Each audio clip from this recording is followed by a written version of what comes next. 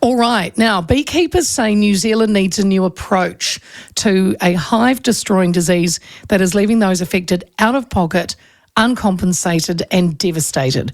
Honey producer Springbank Honey of North Canterbury was ordered to burn more than 10,000 of its beehives and beekeeping equipment after American foul brood, or AFB, was identified through spore testing. It is a bacterial disease that can be viable for up to 40 years and is considered one of the most widespread and destructive honeybee brood diseases in the world. The family-owned honey business operating near Rangiora in North Canterbury runs 3,000 organic beehives and processes honey as well. And the co-owner is Stephen Brown. He's with us now. Hello, Stephen. Hello, how are you?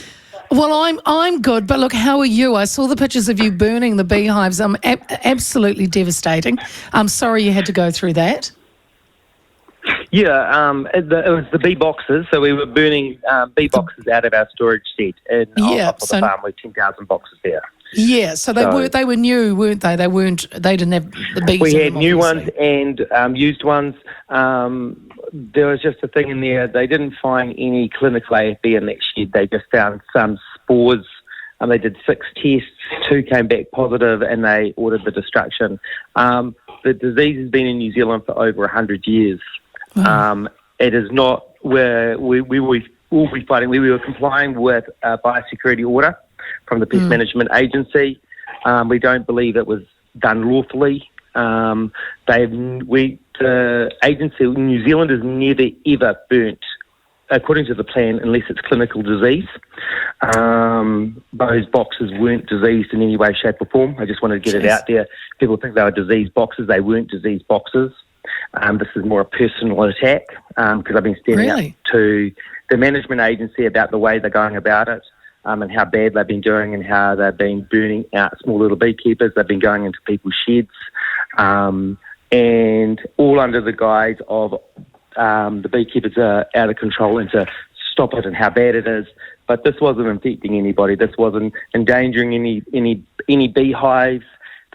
All these boxes were shrink wrapped, labelled in a shed. I could go into every major beekeeper's shed in New Zealand and get the same spores. So Stephen, that's quite an accusation to say it's personal. You think this was It is personal. But what have you done? They literally came here. One of them spat in my face. And they are competing beekeepers who are being authorised under the Biosecurity Act. They've got like 50 of them in New Zealand. So you've got two sides of the story here. You've got the management agency that are deputising under the Biosecurity Act beekeepers or amateurs to go out there paid by our levies.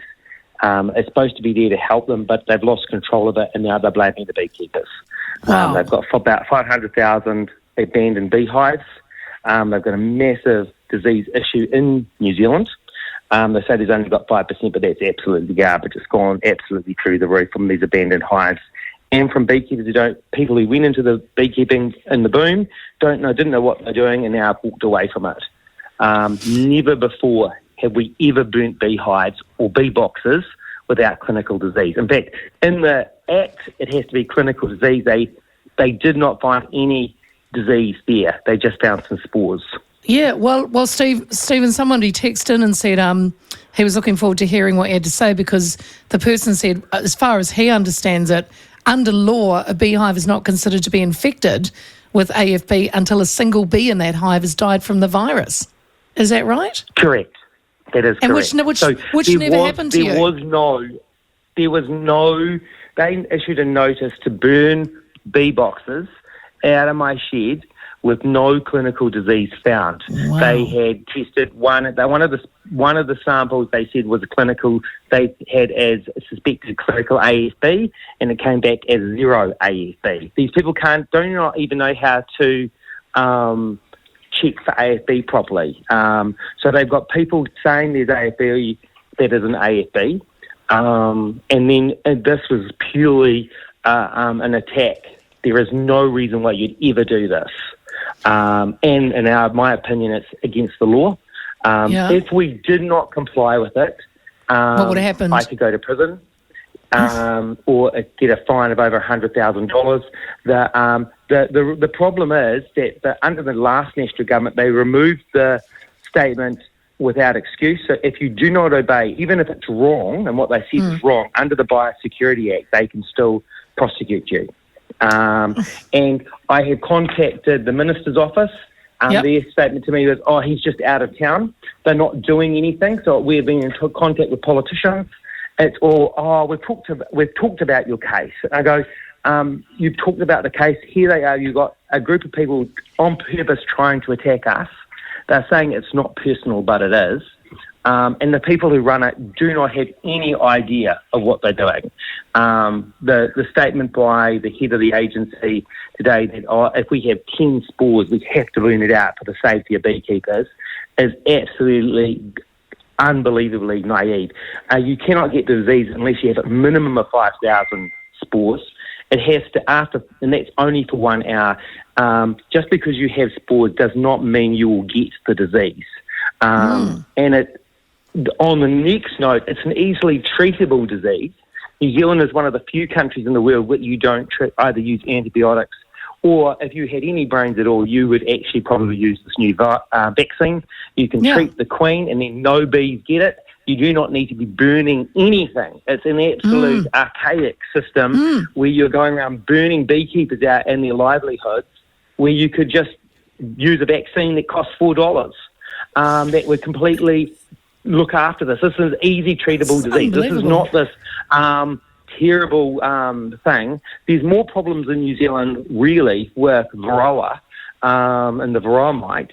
And because of the varroa mite in beehives, they're more likely to succumb to this kind of disease.